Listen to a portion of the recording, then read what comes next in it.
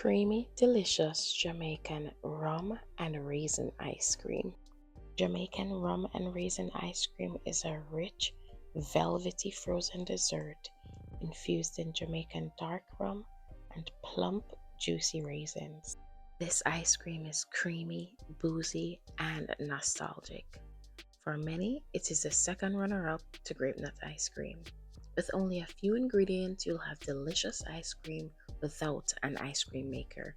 No churning is required. To make this, place a cup of raisins in a small bowl with a cup of Jamaican rum. We use both Appleton and white rum, soaking it overnight or at least 4 hours for best results.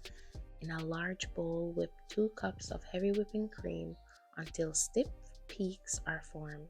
Add in your condensed milk, raisins, all the spices needed.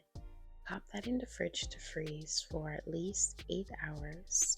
And in just a few hours, you'll enjoy your creamy, delicious rum and raisin ice cream.